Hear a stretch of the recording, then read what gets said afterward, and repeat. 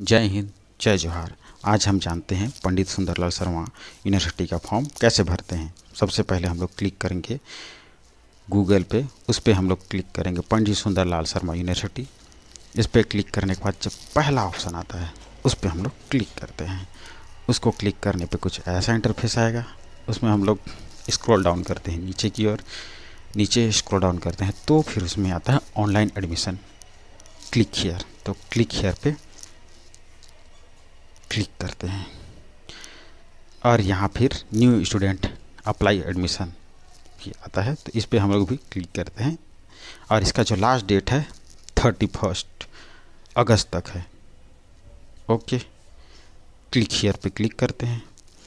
उसके बाद हम लोग 10 डिजिट का जो मोबाइल नंबर है वो एंट्री करते हैं। जो भी हो अपना खुद का डालना है, किसी और का नहीं डालना है, क्योंकि आगे चल के ये आपको काम आने वाला है।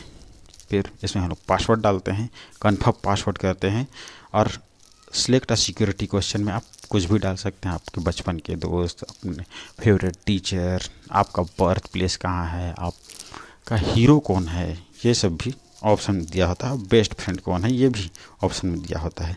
तो मैं कुछ डाल दे रहा हूँ, ऐसे करके डाल देते हैं और उस पर आंसर जो भी होगा उसको आपको लिखना है। उसके बाद फिर रजिस्टर पे क्लिक करना है। इस पर क्लिक करने के बाद अगर आपका रजिस्टर हो चुका है तो आप इसमें 10 डिजिट का मोबाइल नंबर है उसको डालना है और जो पासवर्ड हम लोग सेट किए हैं वो एंट्री कर रहा है। चलिए अब हम आगे बढ़ते हैं। आगे बढ़ने से पहले मैं दोस्तों एक बात बोलना चाहता हूँ कि मेरा चैनल नया है तो आप लोग सब्सक्राइब कर दीजिएगा, लाइक कर दीजिएगा और शेयर भी कर दीजिएगा। ये करने के बाद फिर हम लोग का कुछ ऐसा इंटरफेस आएगा जिसमें ये हम लोग को क्लिक हियर का ऑप्शन क्लिक करेंगे। इसमें वो वार्षिक शुल्क भी दिया हुआ है, वो भी आप देख सकते हैं कितना कितना किस सब्जेक्ट का है और कितना है। अब ये हो जाने के बाद अगला हम नेक्स्ट पे क्लिक करते हैं। उसमें हम कैंडिडेट टाइटल करते हैं। उसके बाद कैंडिडेट नेम, अगर आप शादीशुदा हैं तो हस्बैंड का नाम भी लिख सकते हैं या तो फादर का नाम लिख सकते हैं। यहाँ फादर और हस्बैंड में से किसी का नाम लिख सकते हैं।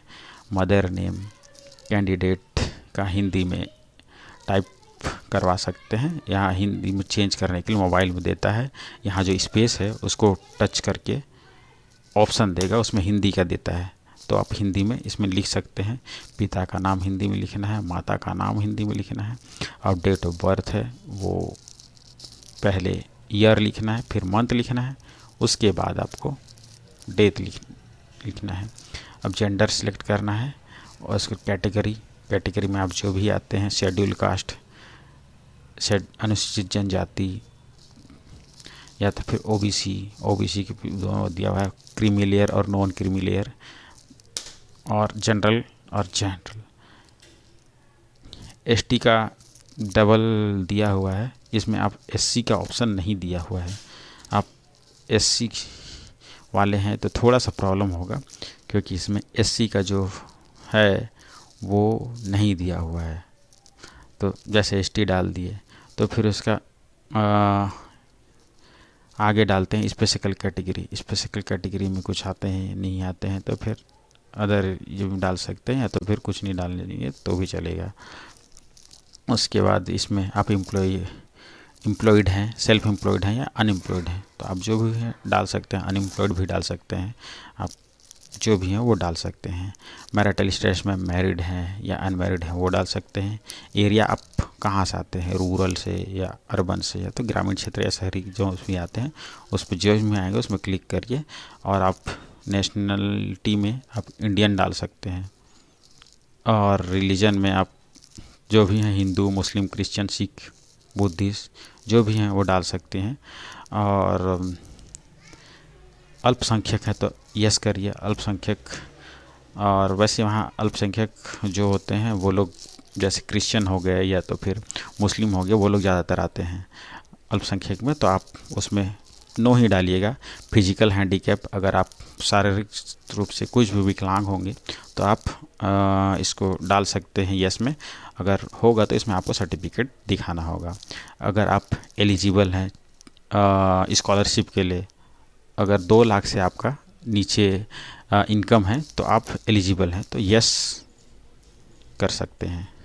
आप छत्तीसगढ़ के मूल निवासी हैं तो यस, नहीं है तो नो।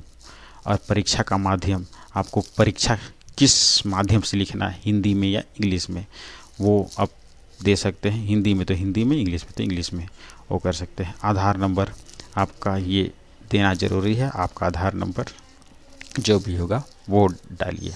और ईमेल आईडी जो है वो आप अपना खुद का डालिएगा, क्योंकि नेक्स्ट टाइम जो यूज करेंगे आप फॉर्म फिलअप करने में तो वो यूज होगा। और एड्रेस में आपका एड्रेस, डाकघर कहाँ है, पोस्ट ऑफिस, डिस्ट्रिक्ट कौन सा आता है, स्टेट कौन सा आता है, और उसका पिन कोड।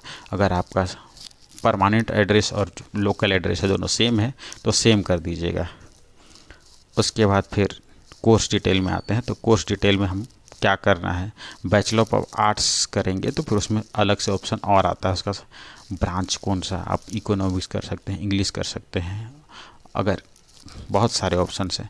और बैचलर ऑफ आर्ट्स के अलावा कुछ आप कॉमर्स करते हैं तो कॉमर्स में कोई ऑप्शन नहीं आते हैं, उसमें कोई है नहीं तो ऑप्शन आते नहीं हैं। फिर आप स्टडी कहाँ करना चाहते हैं, जहाँ आपका पास हो वहाँ आप डाल सकते हैं। आरंग, बगीचा, बैकुंठपुर, या तो फिर बालोद, बकावन, बलरामपुर, कहीं भी डाल सकते हैं आप। उसके स्टडी सेंटर आपका जहाँ भी है तो वहाँ का ऑप्शन देगा तो आप वो डाल सकते हैं। जैसे ये हो गया कि मेरा इधर का बांदे डल गया था, इसी वजह से वहाँ आ गया।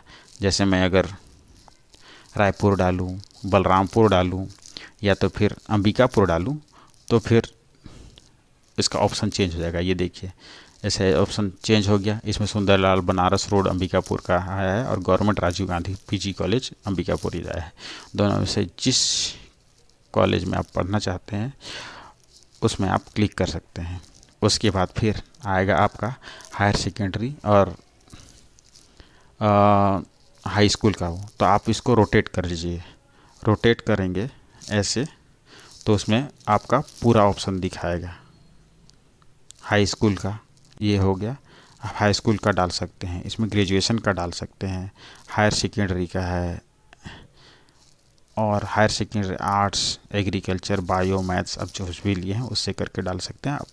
उसका यूनिवर्सिटी ईयर, पासिंग ईयर कब है और उसका परसेंटेज कितना है वो चीज़ डाल के अटैचमेंट में आप इसको चूज में जाएंगे तो फिर उसके चूज फाइल करेंगे तो उसके बाद आगे का ऑप्शन आएगा। आप उसमें फ़ोटो जो भी है 10th 12th का जो फ़ोटो खींच के रखे रहेंगे वो इसमें अटैच करना है। ये मैक्सिमम 200 KB का होना चाहिए। और जो आपका जो भी है डिग्री डिप्लोमा का वो भी 200 KB का होना चाहिए। माइग्रेशन सर्टिफिकेट होना चाहिए और इसमें कोई एलिजिबल सर्टिफिकेट है जो यूनिवर्सिटी के द्वारा दिया गया है वो भी ऐड करना है। सब जितने भी हैं ये सर्टिफिकेट वो 200 KB के अंदर ही होना चाहिए। उसके बाद ये फ़ोटो ऐड करना है और फ़ोटो जो ऐड करना है वो है 50 KB का और जो सिग्नेचर है वो है 20 KB का। उसके बाद हम लोग प्रमाण डिक्लेरेशन पे क्लिक करते हैं तो फिर नेक्स्ट का ऑप्शन जो आता है, नेक्स्ट स्टेप में फिर पेमेंट का ऑप्शन आता है। इसमें हम लोग पेमेंट पर क्लिक करके सबमिट करते हैं तो ये हो जाता है। अगर आप लोग को फ़ोटो KB में कन्वर्ट करना नहीं आता तो आप लोग मुझे कमेंट कीजिएगा, मैं आपको वो भी बताऊंगा, करना सिखाऊंगा। थैंक यू दोस्तों।